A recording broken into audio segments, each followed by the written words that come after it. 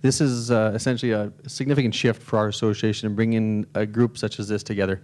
Over the history of our association, we have individually taken on our own roles and providing a better workplace for our operators. Western Canada Water has done theirs, but today is a change for us in bringing on new stakeholders, and I'm trusting in saying that I'm hopeful we will seek further funding, if necessary, to host another symposium of this kind, perhaps involving yourself as stakeholders and others who are impacted or at least involved with this. So this is going to be a change for us, and we as an association know that we can't do it alone. It's around 60 that we're having our retirements happening, for the most part, for the highest percentage. And it varies from 59 to 60, kind of 58, 59, 60, that the data I have shows. And they're not staying on. A few have done some project work for us, but on the whole, most of them leave and they're not staying within the organization. We have actually seen in an Alberta environment where some of the retired operators actually do contract themselves out to work with municipalities in case of, the one operator, leaving or whatever. They are going out and doing kind of emergency operations, so there is some of that. But yeah, there's not a big amount that are sticking around after retirement. I think one of the other big factors that needs to be considered is just ongoing turnover once you start hiring new staff. And Edith mentioned that's actually in the city of Calgary what we've seen is we've hired a lot of younger staff. They're not necessarily staying as long. Even if they have chosen water wastewater as a career, they're moving around, they're moving to other locations, they're having babies, they're doing all kinds of things. So we've had women off on maternity leave, we've had men off on paternity leave, and it's a changing workforce. So at the city of Calgary, with the 60 operators we've actually had very little retirement. We've had 1 or 2 operators retiring max a year, and yet our turnover rate is more than 10%. And that's largely younger operators. Some of them are choosing to go back to school. There's no one reason. Some of them are choosing to go into a different area, like going to work at the lab. Some of them decide they don't, the work-life balance maybe quite isn't suiting them because the shift work is a challenge.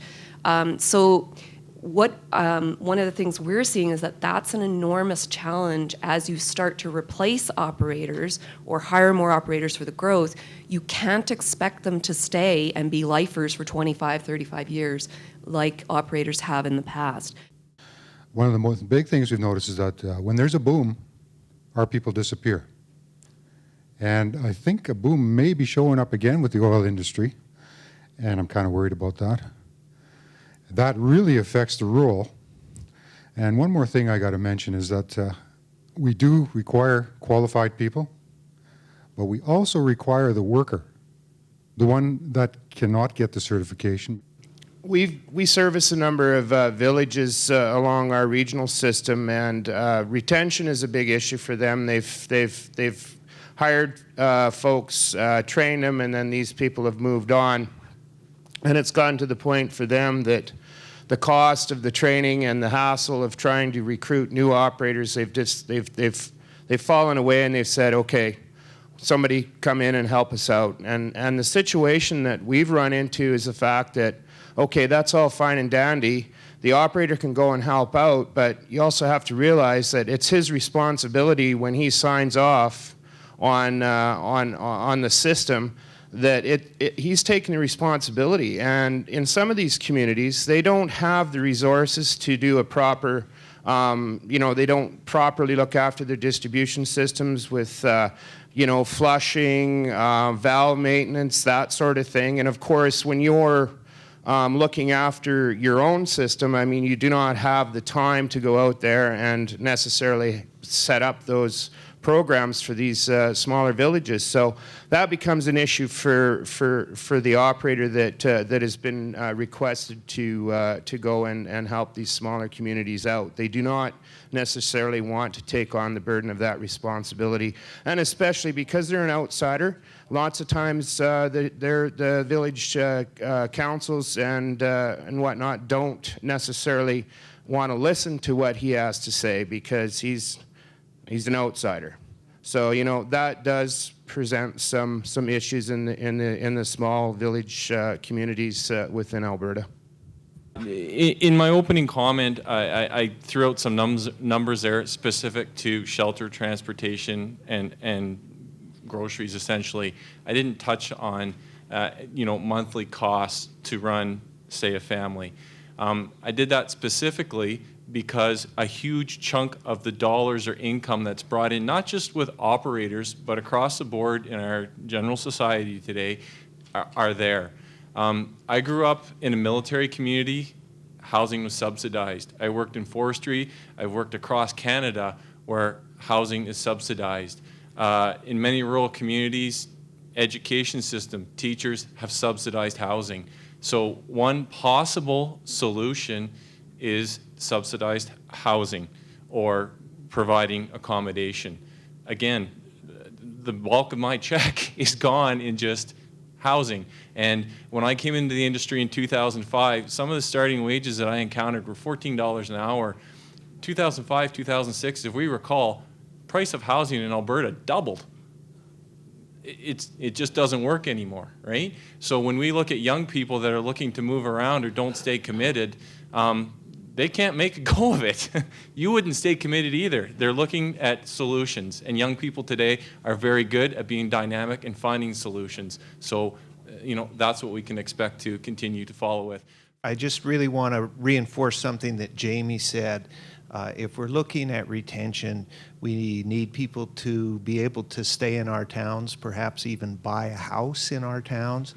Now, when I started 18 years ago, an entry-level house in Devon cost twice what a starting operator's annual wage was. So that was an affordable house to buy. That same house now costs 5 times what a starting operator's annual wage is. If I was starting out in Devon now, I would not be able to afford to buy a house.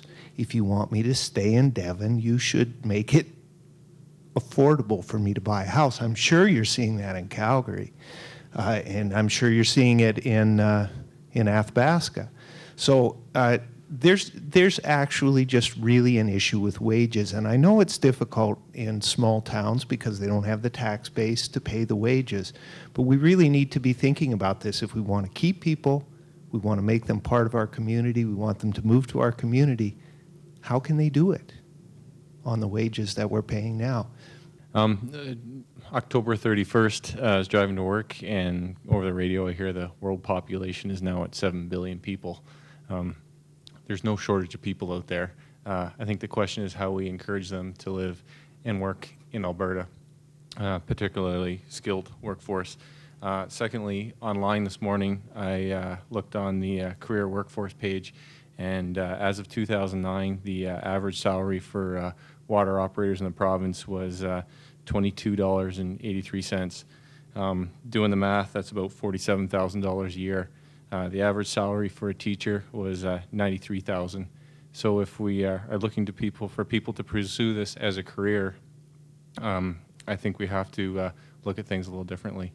Still quite surprised that outside our industry, a lot of people don't know what does a water or wastewater operator do and what are they responsible for. And I think we need to put more work in that area to make the public and elected official and the people that employ these tradespeople to be aware of their importance of their jobs and what they do and the critical positions that they and role they play in the community. As one of the few guys under 40 here, it's sort of unnerving listening to, I guess, the projections. It's hard to imagine a world 10, 15 years from now and the changes if the projections sort of come true, like 50% retire and even 25%. The one phrase I think, and it emphasizes the point that the gentleman over here made, is the complexity of the problem of workforce development in this field. And I think it was Lars that used the phrase "a wicked problem." This really exemplifies a wicked problem, as distinct from a routine or programmable problem where it has a solution, and if you get the right person with all the information, they can put in the formula and there's the answer. Well, this is not that kind of problem. It is a complex problem with a lot of moving parts, a lot of forces, and it is indeed going to take from institutions to government policy to practitioners out in the front lines to work on this one, to have a strategic approach to managing the issue.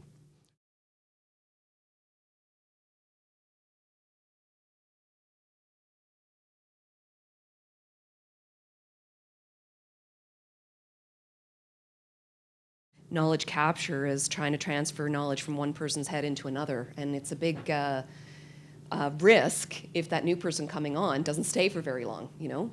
So what we've done in Calgary is document, document, document. We've tried to do a lot of online manuals. We're doing online e-learning. We're just starting a lot of that. I know EPCOR is doing some of that as well. We have been working with learning and employee development to create courses that look at situational things, so upsets, breakages, and how to connect and what the issues are. So Barry actually, 2 years he took to create this large manual, and it's sort of a workshop kind of atmosphere that's created with scenarios that people work through using this book. And that's sort of our Bible for distribution to move forward on. And that was one way of trying to capture his knowledge. One of the things I would strongly recommend, even for small municipalities, when you have large capital or new upgrades to plants or your system, you actually have the capital program pay for developing sustainable training. So that's what we're looking at in Calgary as well, so that it's not just one time the contractor or consultants come in and train the engineer, you know, from an engineering perspective or a vendor perspective. You actually develop package training that can be re-delivered in the future if your staff turn over. I talked to a guy who worked with Golder doing the knowledge transfer, and he called it the digital junkyard effect. They had spent millions of hours digitizing and archiving knowledge, and yet he said, what happens if if your car breaks down? The first person you ask is the person who works beside you. Then you ask, around, you may ask your parents, and then if it's really bad, you go to a mechanic. And he used that same analogy. When we're looking for information, we look to people first. So there may be a way of connecting via the technology. I don't know if that exists, via the learning societies, sort of an in-place network instead of focusing on writing it down, just accessing human minds. So. And I met the director for EPCOR who looks after all of the areas outside of the city of Edmonton, and his name escapes me for a minute. And he told me that their, Marco, you can correct me if I'm wrong, that their attraction program looks like this. They're going into grade 10, they're hiring students for the summer. They're having them for a couple of years and deciding, are they someone they want to keep? They're paying for them to go to NAIT. They are then guaranteeing them jobs when they graduate. So this is what the rest of us are up against. And they also have Metro Van, which is another big attraction for operators. They are paying for, so say they have someone who comes for their summer work placement and they like them, they're deciding they're going to pay for them to go to back to school for their second semester. So, these are the kinds of things that people are looking at from an attraction perspective. I also indicated the timeline for me achieving my level of certification. 5 years. I'm one of the higher level certified operators. It's not difficult to certify people. I very much support Marco in stating that bringing people from other education resources. I've got a degree. People that come from technical programs can come in as an engineer or a technician and achieve certification very quickly, particularly in rural communities where the level of certification goes from small systems to level 1, maybe level 2. That can be achieved in a few years. So when I hear difficulties in supporting that training, I see a disconnect.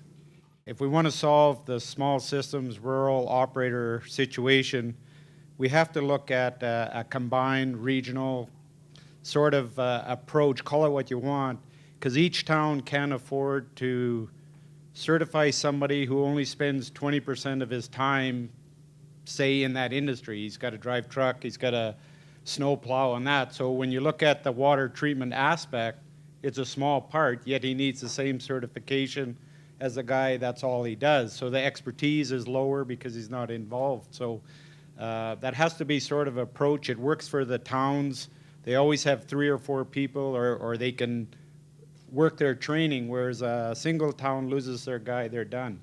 And so a better approach might be to have one guy that looks after 3 towns. He's fully qualified, or 2 people, and they can change over. So just a different way of looking at it. Is there a way to do training in place where it's a weekly video conference call or teleconference call that an operator, over a number of years actually taps into the knowledge base of a lot of the guys who are here, not in the formal sense, but more of a long-term sense, where you get to, every, even a month, you go in and it's a question and answer. One thing I did hear was that there's a lack of distance or that kind of education. There's lots of people in the rural places that need this kind of training. Post-secondaries, that's part of what we do, is we have this whole new area of distance learning. And if we can work with the organization to put on some kind of different training, we're here to help out with the problem. And I thank you again for inviting us to this to hear it. And we're there to help you. If I were to sum up what I heard today as an individual who isn't an operator, who has come from a different sector altogether, I think that the success in this will be in the people, will be in the partnerships, the collaboration, and will be in the innovation that we're able to bring together as a group. And those 3 things will make sure that this will be taken care of and will be successful into the future.